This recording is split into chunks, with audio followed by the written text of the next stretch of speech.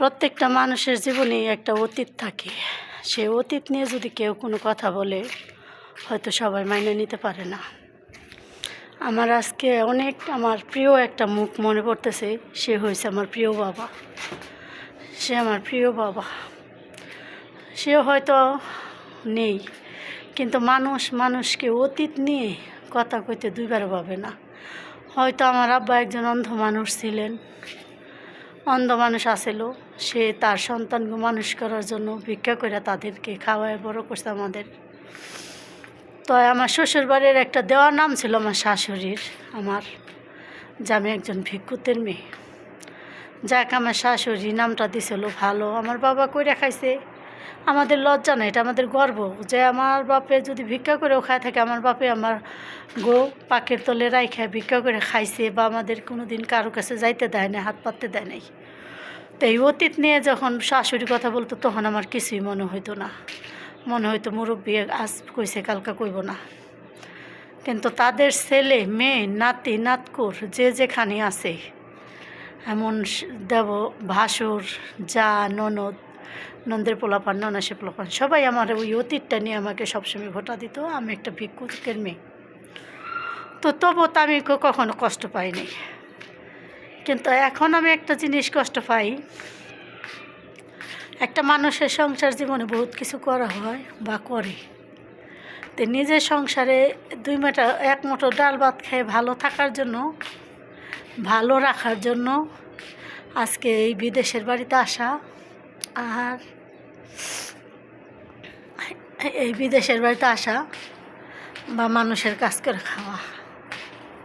তা আমি যে কথাটি কোনো দিনও আমার আত্মীয় স্বজন মা বাপরে কষ্ট দেওয়ার জন্য কইয়া পারি নাই, সেই কথাটি হয়েছে আজকে আমার শাশুড়ির দেওয়ার নাম ছিল আমি একটা ভিক্ষুতের মেয়ে। শ্বশুরবাড়ি সবার কাছে ছিলাম একজন ভিক্ষুতের মেয়ে।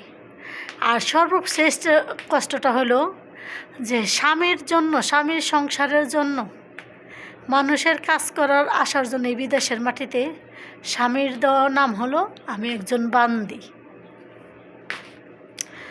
আমার মতো যে অনেক বন্ধুরা আছে, অনেক বোনরা আছো, যে সবার আঘাত সহ্য করা যায়, একটা মেয়ে কখনোই স্বামীর আঘাতটা সহ্য করা পারে না। মানুষের জীবনে অতীত থাকে, কিন্তু অতীতটা ধরে রাখতে হয় না, বর্তমান নিয়ে চলতে হয়। তো আমার জীবনে এমন কোনো অতীত নেই যে ছিল খারাপ। আমার একটাই অতীত ছিল যে আমার বাবা একজন ভিক্ষা করে আমাকেও খাওয়াইছে, কিন্তু আমার বাপের আমি ভিক্ষা করতে দেখিনি। কারণ আমার বাবার মুখে, মার মুখে শুনছি যে আমাদের কষ্টের সংসার আসলে আমার আব্বা একজন কানা মানুষ। কানা হওয়ার পরে আমার আব্বাই কিছুদিন হয়তো ভিক্ষা করে খাইছে, তারপর তার ছেলেরা যখন কর্মজীবী সে আর কখনোই করে নাই। তো সেই বর্তমানটা অতীতটা নিয়ে আমার শ্বশুরবাড়ির মানুষ প্রতিনিয়ত আমাকে কাটার মতো আঘাত করে কথা বলতো। তা আমি তখন কাটার আঘাত কখনোই মনে করতাম না। কিন্তু আজকে 27-28 বছর পর সংসার জীবনে আমার স্বামীর একটা দেওয়ার নাম পাইছি, আমি একটা বান্দি। তবে এই আঘাতটা আমি মৃত্যুর আগের দিন পর্যন্ত বলতে পারবো না।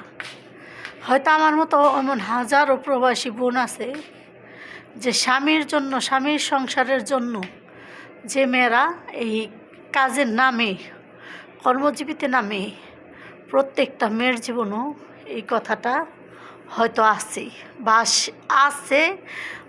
আসবে। কারণ যারাই এই প্রবাসের মাটিতে আসবে, স্বামীদের কিছু কথা বা কিছু কাজের সাথে, পরিবারের সাথে যদি কোনো সময় অমিল হয়, তাহলে এই কথাগুলি প্রত্যেকটা স্বামী বলবে। তাই আল্লাহর কাছে একটাই চাওয়ার আর একটাই পাওয়ার, সব দেওয়ার নাম ভুলতে পারবো, কিন্তু স্বামীর দেওয়ার নামটা ভুলতে পারবো না। আর আল্লাহর কাছে একটাই দোয়া করবো, যে এই কথাগুলি বলে তাকে জানি আল্লাহ জানি হেদায়েত দান করে। একজন ভিক্ষা করে হলো সে তার বাবা, তার কাছে এই কথাটা করে যদি কেউ কাউকে কথা বলে, সে সব কিছু মাইনে নিল, এটা মাইনে নিতে পারে না। আর এই কথাগুলি যে আমি আমার কোনো মেয়েকে যদি কোনো বাবাকে নিয়ে, কোনো অতীত নিয়ে কোনো কথা বলে, কোনো দিনও সেই মেয়েটা তার ভাই বোন, বাবা মার কাছে বলতে পারবো না। কারণ পারবো না এই কারণেই যে তার বাবা মা কষ্ট পাইব, কারণ তারা অনেক কষ্ট করে তাদের সন্তানকে মানুষ করছে। কোনো দিনও মানুষের বাসায় কাজে দেয় নাই বা কাজ করতে দেয় নাই, এই কারণে কেউ কয়ে পারবো না। লাস্টের যে আঘাতটা পেলাম, আমার জীবনে বড় তিনটা ধাক্কা গেল। একটা গেল শ্বশুরবাড়ির ধাক্কা, শাশুড়ি হ্যাঁ তাদের অবহেলার, আর একটা গেল হচ্ছে আমার সন্তানদের নিয়ে একটা আমার ধাক্কা। আর এবার যে ধাক্কাটা খেলাম সেটা হচ্ছে আমার স্বামীর একটা কথা আমার অনেক আঘাত লাগছে, যে যার জন্য আজকে বাড়ি ঘর কিছুই নাই, মানুষের বাড়িতে থাইকে গাছতলায় বাসতলায় থাইকে সংসার জীবন পার করলাম, আর দুইটা সন্তান পালিত করলাম, তাদের বিয়ে শাদী দিলাম। আজকে স্বামীর দেওয়ার নামটাই হলো আমি একটা বান্দি। মাশাল্লাহ, এর চেয়ে উপহার আর কিছু পাওয়ার নাই। তবে দোয়া করি সবাই ভালো থাকবেন, আর যে যেখান থেকে আমার ভিডিওটা দেখবেন লাইক কমেন্ট শেয়ার সাবস্ক্রাইব করতে ভুলবেন না, কারণ এটা একটা প্রবাসী বোনের গল্প।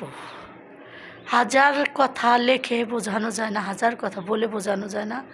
তবে আমার এই ভিডিওটার থেকে অনেকের কিছু বোঝারও আছে। জীবনে অনেক কষ্ট করেই মানুষের এগিয়ে যেতে হয়, ভেঙে পড়লে হয় না।